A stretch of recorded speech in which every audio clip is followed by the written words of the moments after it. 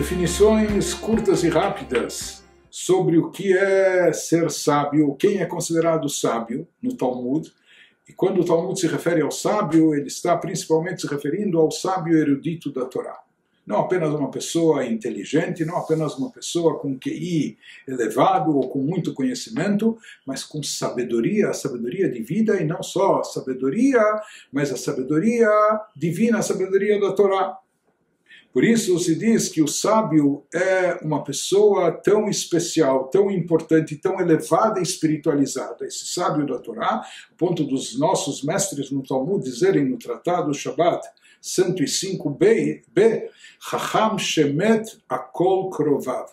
Quando há o passamento, Deus nos livre de um sábio, quando um grande mestre da Torá falece, todos são considerados próximos dele, todos são considerados seus parentes e seus familiares. Em outras palavras, assim como se guarda luto, Deus nos livre por parentes próximos que falecem, se observa luto por familiares que faleceram, da mesma maneira nós temos que guardar luto por um sábio que falece, porque a importância do sábio, ele ilumina a vida de todos nós com seus ensinamentos, com suas mensagens, com sua sabedoria. Portanto, quando ele desaparece do nosso convívio, todos ao seu redor são considerados próximos e parentes dele, tendo que guardar luto pela sua ausência.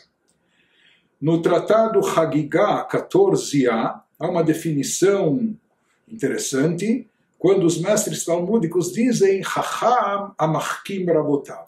Sábio é aquele que torna mais sábios os seus próprios mestres. Ou seja, o sábio se caracteriza, a sua sabedoria é marcante e ela já está presente até quando ele ainda era um discípulo e um aluno. Mas o fato dele ser sábio, talvez com suas perguntas, com suas dúvidas, com seus questionamentos, ele aguça a sabedoria dos seus próprios mestres. Ele torna mais sábios os seus próprios mestres. Através da sua sabedoria, das suas perguntas, dos seus questionamentos, os próprios mestres se tornam também mais sábios. Ou seja, ele irradia sabedoria mesmo nas suas perguntas e questionamentos, até sobre aqueles que são os seus próprios mestres. O Talmud afirma em Sanhedrin 38b, Dor v'chachamav. Cada geração tem os seus sábios. Isso significa, por um lado, que nós nunca somos órfãos de sabedoria. Cada geração tem sábios, tem os seus sábios. Cada geração tem os sábios contemporâneos. É bem possível de que os sábios dessa geração não sejam iguais aos da geração passada. Talvez até eles estejam abaixo dos sábios de gerações anteriores. Mas cada geração tem o tipo de sábio necessário para atuar nela.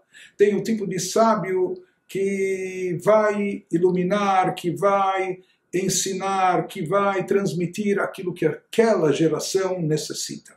Isso afirmam sábios nossos, então, no Talmud, que cada geração tem os seus próprios sábios, os sábios relacionados e, enfim, pertinentes àquela geração.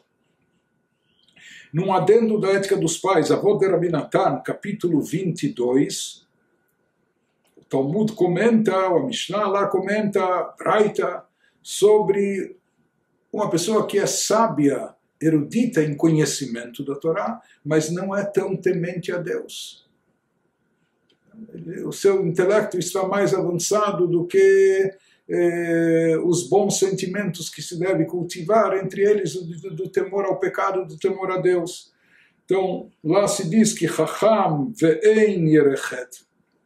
Se uma pessoa é conhecedora da Torá, sabe muito, é um sábio, porém não é tão temente a Deus como deveria ser, ou não é temente do pecado, ele se assemelha a um profissional que estudou, aprendeu, sabe, um cirurgião, por exemplo, um grande cirurgião, porém sem os instrumentos. Ou um grande profissional, mas que ele não dispõe das ferramentas necessárias para implementar aquilo que ele sabe, que ele aprendeu. Da mesma forma, não basta apenas termos de conhecimento da Torá, não basta apenas ser sábio na teoria, sem ter temor a Deus, e é o temor a Deus que nos leva à observância de Torá e Mitzvot da forma ideal. Se a pessoa for sábia, mas não for temente a Deus, é como um profissional que não dispõe das devidas ferramentas. Então, não vai ser útil a sua sabedoria.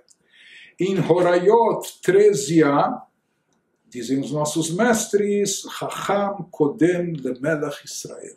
Em alguns aspectos, em termos de distinção, respeito, honra, nós devemos mais honra ao sábio mais do que ao próprio rei de Israel. Então, o rei de Israel, imagina a honra que é devida ao rei pela própria Torá, isso é uma mitzvah, honrar, respeitar o rei, porém a honra devida a um sábio, a um grande sábio, é maior e superior àquela devida ao próprio rei.